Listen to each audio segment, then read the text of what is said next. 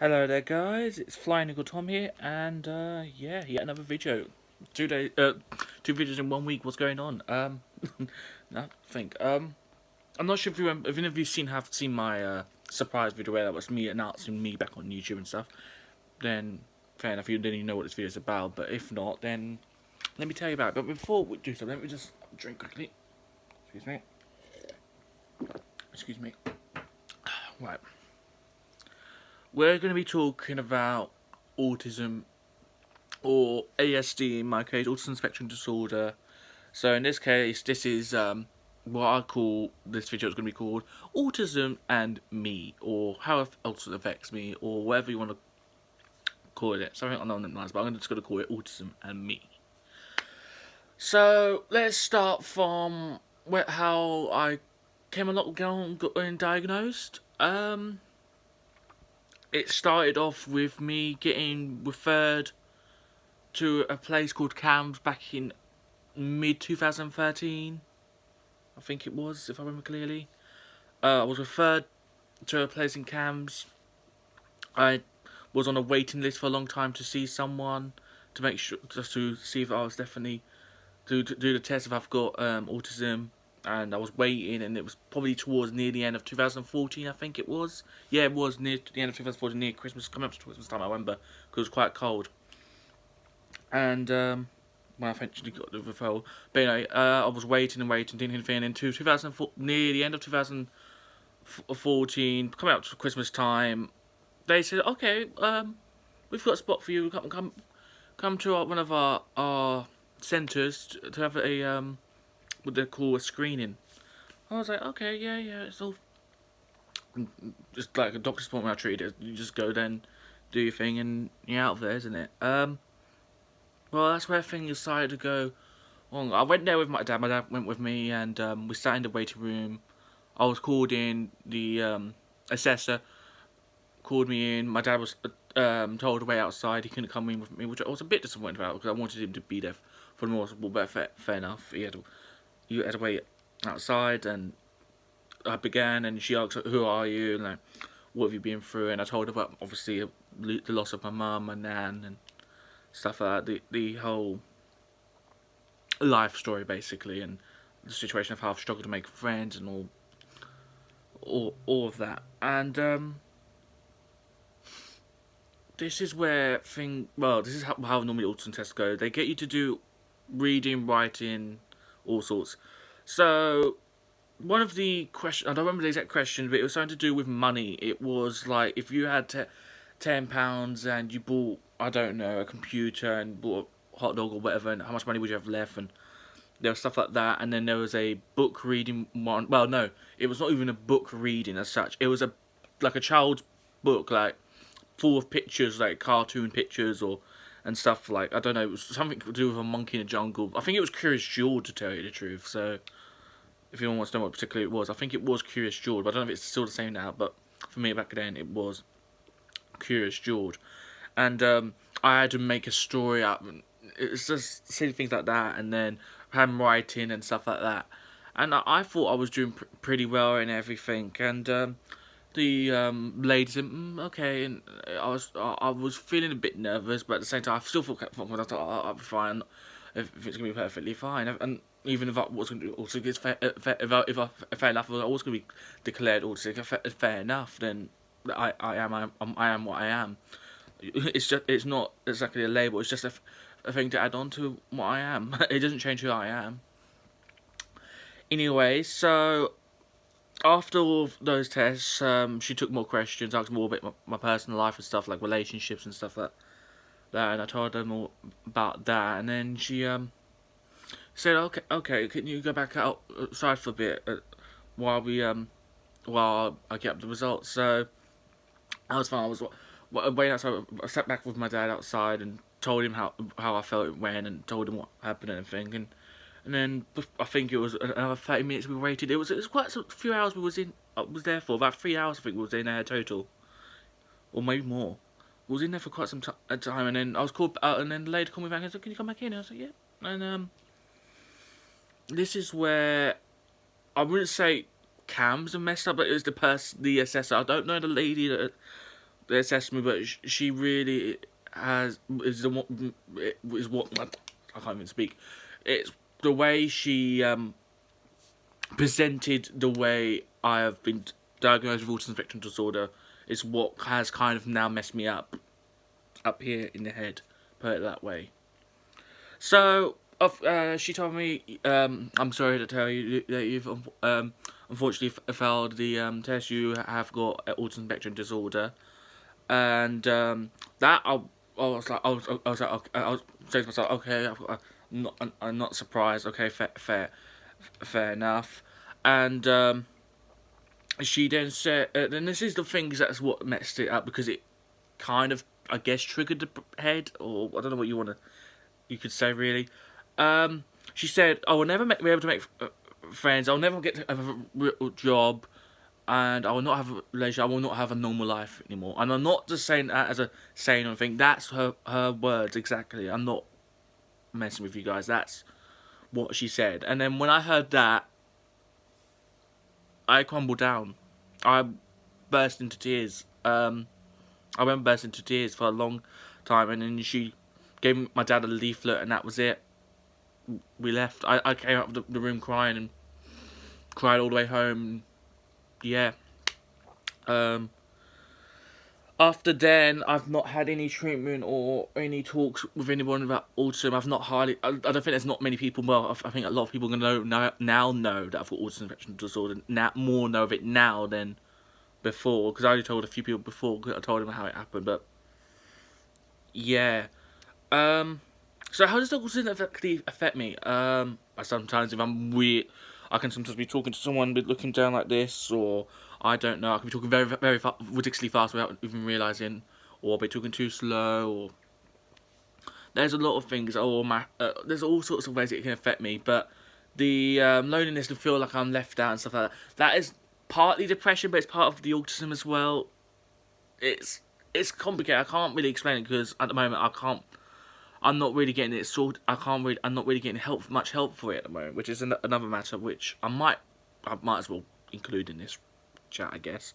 So I'm gonna now talk about counselling and stuff like that for my depression, anxiety, and autism.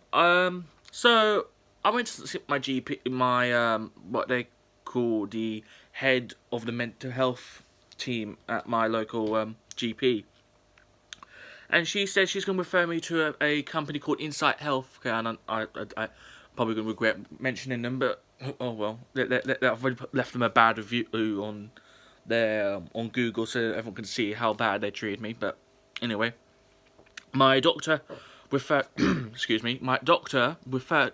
head of the mental health, head of the mental health team referred me to this Insight Healthcare. And I was like, okay, yeah, fair, that's fine. The first time I had to go all the way up to a town of Faversham, which is about, I would say about 20 to 30 minutes probably on a train. No, I think it's about 15. I think it's about 50 minutes on a train from here. So it ain't that bad. So I got on the train, and it was another like 10 minutes walk from the station, and it's somewhere on not far from a farm and stuff like that. And I went in there, and there was a woman there, and she just basically asked a lot of questions, like, out of a scale to 1 to 10, would you say you're highly suicidal on most days, or a few days, and all them sort of questions, or are you depressed, and like that, how often do you feel low, and like how often do you struggle doing everyday things, and all sorts of questions like that, basically. And yeah, it seemed like it was going well, and she said, all right, we'll get back in touch with you about what would be the best suitable thing for you. So I went home, and then about a week or so later, they called me on my phone, and they told me, right, we've decided that the best thing for you would be a telephone counselling sessions with a woman called Diana, or Deanne, I don't know, one of the two. I'm really not thinking straight today, it's one of the two. And I was like, okay, that's fair enough. So, first week with the so-called first week of the counselling session was, but these sessions were meant to be an hour long, by the way, and the first session was only about 25 minutes long, and she told me, Like, before we get started, we've got a lot of forms filling, and I thought that was only going to be like a few forms and that, and we'll get straight to business about the session. But no, it was just a lot more forms that were asking the same questions which I've answered before, and and then she was like, "Right, that's all right, that's okay. I will send you a copy of the forms, as well as send you some more forms to fill in at home to send back to me, and then I'll send them a further on to a group of people called at a place called Live It Well." I said, "Okay, fair enough," and then she should get back to me, in touch with me the following week.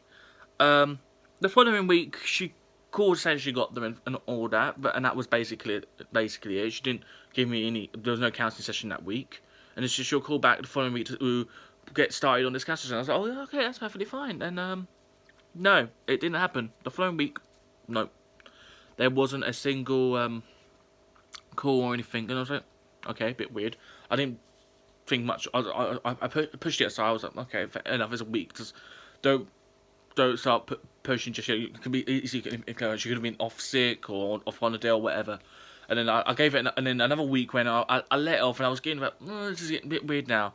And then now it's come to this week now, and today I called up Insight Healthcare and called them to see what was going on. I was like, "So I said, hello," and I was like, gave him obviously my details, like name and date of birth and all that, blah blah blah. And then I was like, "Oh, how can we help you today?" I was like, yeah, basically I was wondering what was going on. So, and I was then told I'd been supposedly discharged by the counsellor from the service. So the counsellor decided to just discharge me without my acknowledgement. Great one there. Great. I'm not happy at all. I'm really disappointed. And I'm not going to report back to my doctor up here and tell her I'm not happy and I want to be referred somewhere else, because my doctor up here is just useless. It really is. When it comes to mental health, they are absolutely useless. Even online support groups are better than them, and that says something. It really does. But yeah, I've been discharged from my counselling service, and now I'm on the verge of trying to now find a new GP and a new counselling service, because they're both a joke as it is. So how am I coping with things at the moment? I'm not coping really that well. To be honest with you, not really coping that well really with my everything going on at the moment. I want to understand my autism a bit more, how it affects me a bit more. I want to understand what autism really is, how it affects other people. I'd like to help other people really, if it's possible. I don't know. It's one of them weird things. It really is awesome. And it's the same with depression and anxiety. Like,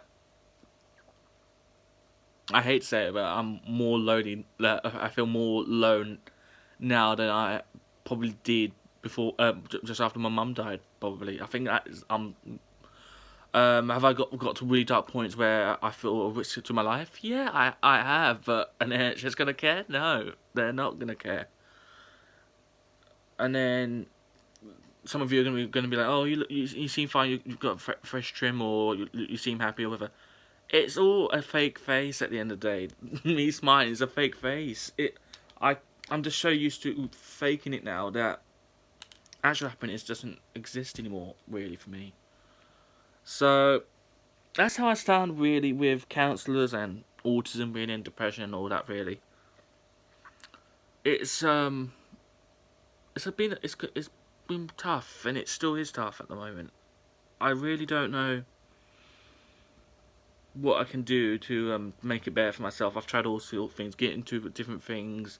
I'm trying to push myself for things, and there's some things that I don't feel comfortable pushing myself for, and it really is a tough situation. I mean, I feel like I'm stuck locked in a prison cell and I can't get out. So that's how I can basically explain it. Anyway, I've been rambling on for about 14 minutes, going up to 15 minutes. If you want to offer support or wanna have any suggestions or anything, then give me a bell or something, I guess. Message me or something, I guess, because this is really kicked me right in the teeth. I'm now on break point. There's points where I've wanted to break things. There's times I've wanted to run away and not turn back. There's a lot. I've gone beyond the dark path now. That's why I've been so. I've been disappearing, and reappearing, as well. I've had a lot of dark periods, and yeah, you wouldn't have liked or recognised me at all in my dark periods. I've really, I did go. There was a point I went really pale as well, pale white as well, because of how drained I was. Like, there's a bit of colour me in now, but trust me, I'm still emotionally and I feel physically drained. Alright then, thanks for taking the time to listen to this. Hope you're all having a great day or great evening or whenever you're watching this. Yeah, take care, and then I'll see you lot hopefully in the next one if I've not. No, I'm not going to say that. But anyway, I'll see you in the next one because, yeah, life sucks. Life sucks for an eagle. It really does. Alright, guys, fly high, be proud, be loud, be an eagle. See, peace out.